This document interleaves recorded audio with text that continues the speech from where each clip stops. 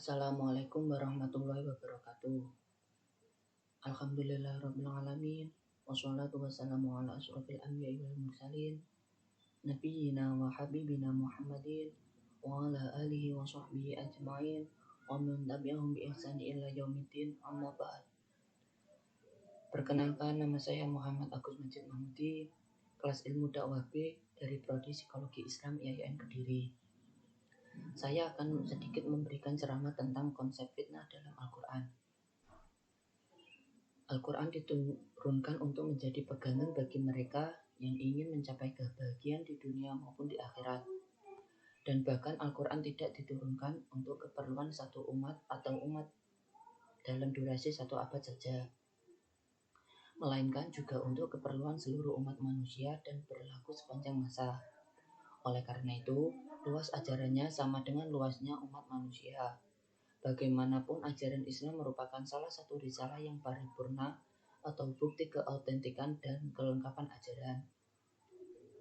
Fitnah dalam Kamus Besar Bahasa Indonesia diartikan sebagai suatu perkataan bohong atau tanpa dasar kebenarannya yang disebarkan dengan maksud menjelekkan orang, seperti pencemaran nama baik atau dalam bentuk kehormatan lainnya. Hal yang sama juga dikemukakan oleh Abdul Mujib.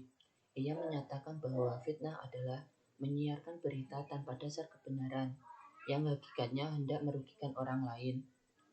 Fitnah menurut bahasa Arab lebih dimaknai kepada sifat tertentu untuk dibakar, berupa benda-benda logam, emas atau perak, dengan tujuan diperoleh kemurniannya. Adapun Al-Quran sendiri dan derivasinya menggunakan kata fitnah tersebar sebanyak 60 kali. Bahkan Al-Quran memaknai kata fitnah di banyak tempat secara varian dan berbeda-beda sesuai dengan konteks ayatnya. Adakala kata fitnah menunjukkan kepada bencana, syirik, cobaan, ujian, siksaan, kezaliman, kesesatan, dan bahkan termasuk kepada kategori kegilaan. Dengan demikian, apa yang dijadikan sandaran terhadap pemaknaan kata fitnah, Al-Quran lebih bersifat general daripada pemaknaan secara parsial, seperti dalam Kamus Besar Bahasa Indonesia. Kendati pemaknaan itu tetap saja mengarah kepada suatu tindakan yang kurang baik atau perbuatan yang akan menimbulkan bahaya yang lebih besar. Bahkan, sejumlah pemaknaan ini, jika dikondisikan dengan makna yang terdapat dalam Kamus Besar Bahasa Indonesia, seperti yang disebutkan di atas, akan memiliki penilaian yang berbeda. Salah satu perbedaan yang menonjol adalah terbatasnya interpretasi makna fitnah berdasarkan Kamus Besar Bahasa Indonesia, yakni sebatas pencemaran nama baik atau secara implisit terkait dengan kehormatan itu sendiri. Artinya, ruang lingkup fitnah begitu mengikat dalam konteks yang parsial. Bahkan bentuknya pun dapat diketahui secara langsung sifat memfitnah. Kendati tidak dapat diperjelas secara eksplisit apakah tindakan memfitnah itu dikategorikan ke dalam sifat seseorang yang suka memfitnah.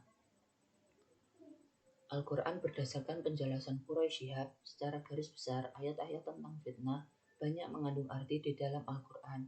Di antaranya sebagai berikut. Yang pertama, fitnah sebagai arti azab atau siksaan api neraka terdapat dalam surah surat Az-Zariyat ayat 14. Yang kedua, fitnah sebagai arti mendatangkan cobaan, menyiksa, mendatangkan bencana, membunuh seperti dalam surah Az-Buruj ayat 10. Yang ketiga, fitnah datang sebagai cobaan atau ujian, terdapat dalam Al-Quran surah Al-Anfal ayat 28. Yang keempat, fitnah berarti penipuan, kesesatan, atau penyimpangan dari kebenaran, terdapat dalam surah surat Al-Ma'idah ayat 49.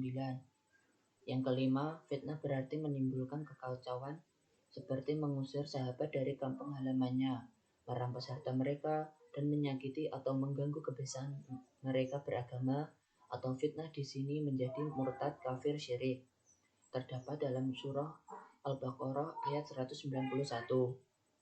Selanjutnya ada macam-macam fitnah. Yang pertama, fitnah bermakna ujian atau cobaan.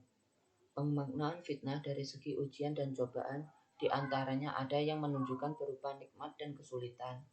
Bentuk fitnah dari segi materi bisa meliputi istri, suami, anak, harta, atau kebendaan lainnya.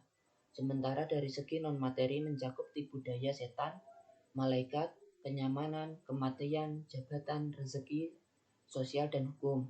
Di sini pemahaman fitnah dari segi ujian dan cobaan lebih kepada penekanan persoalan setan, sehingga seseorang ikut terpedaya dan kemudian melahirkan sejumlah perbuatan-perbuatan yang selalu diukur secara materi. Yang kedua, ada fitnah bermakna kufur dan syirik. Konotasi makna fitnah pada masa Islam klasik lebih mengarah kepada kufur dan syirik. Perkembangan selanjutnya pemahaman ini dapatnya lebih dinamis, seperti fitnah diartikan lebih kepada tindakan-tindakan menyakiti, menyiksa, mengusir seseorang dari kampung halamannya, merampas harta kekayaan seseorang, penganiayaan, eksploitasi, dan pendoliman. Pola yang dikonstruk seperti ini oleh kalangan ahli tafsir lebih mengacu kepada makna secara kultural, realitas sosial seperti fenomena masyarakat yang berkembang.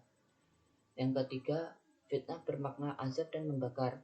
Pemaknaan dalam konteks ini jika disesuaikan dengan ayat-ayat Al-Quran adalah surat Al-Anfal ayat 25 yang artinya, dan perihalah dirimu dari siksaan yang tidak hanya menimpa orang-orang yang zalim di antara kamu. Ketahuilah bahwa Allah sangat keras siksanya.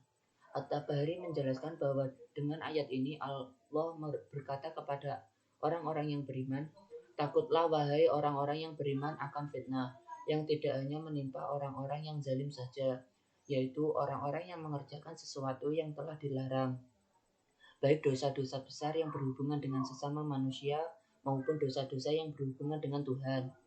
Al-Quran seperti dikatakan Jalaluddin Rahmat dalam Rutu Allah menjelaskan bahwa akibat amal itu tidak hanya akan menimpa pelakunya, tetapi juga orang-orang yang tidak bersalah. Mereka mungkin saja anak-anak, masyarakat sekitar, bangsa, dan negara. Selanjutnya ada implikasi fitnah. Sebagaimana uraian-uraian di atas, bahwa fitnah dengan mengacu kepada Al-Quran sama sekali tidak membeda-bedakan siapa apa yang telah melukai hati orang lain, bahkan termasuk terhadap perpecahan umat yang disebabkan atas tindakan fitnah.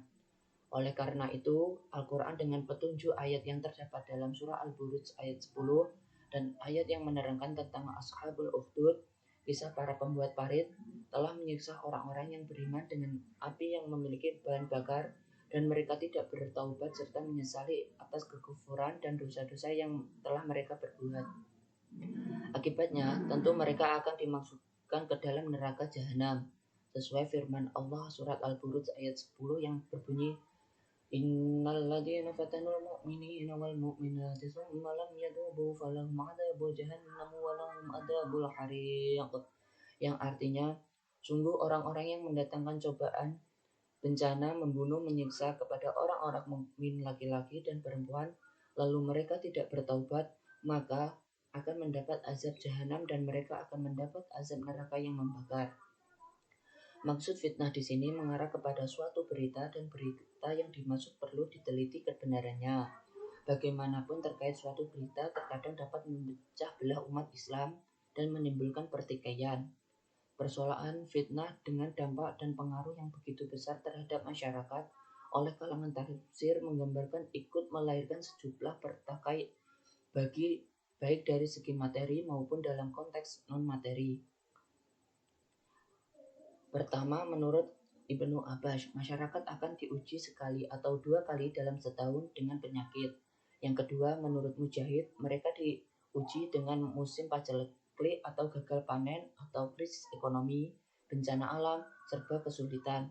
Yang ketiga, menurut Qatadah adalah masyarakat yang enggan berjihad dan berperang untuk membela agama Allah. Pada poin yang terakhir dapat diinterpretasikan dengan memberi penjelasan di mana masyarakat begitu mudah terpengaruh terhadap dinamika dan perkembangan zaman. Tingkat pengaruh ini seakan-akan mewarnai perubahan dalam konteks keagamaan, sehingga setiap manusia implisit begitu sering berhubungan dengan persoalan-persoalan fitnah. Dan ini lantaran kata fitnah yang disebutkan dalam Al-Quran selalu memiliki kompleksitas yang berimplikasi secara praktis sebagai salah satu bentuk paling radikal bagi keberagaman seseorang. Menelusuri makna-makna fitnah dalam Al-Quran dengan analisis sematik terbukti telah menghasilkan suatu pandangan bahwa fitnah tidak hanya dipahami sebagai dinamika persatuan dalam interaksi sosial kemanusiaan yang berpotensi menimbulkan permusuhan sebagai yang timbul dari zaman ke zaman. Akan tetapi justru menunjukkan sebuah pandangan baru bahwa fitnah adalah suatu yang signifikan yang harus memperoleh apresiasi, penyikapan, pemahaman, dan kesiapan mental tersendiri bagi manusia untuk menghadapinya dalam kaitannya dengan konsep-konsep religius Al-Quran. Demikian yang dapat saya sampaikan. Bila ada kurang lebihnya mohon maaf. Wassalamualaikum warahmatullahi wabarakatuh.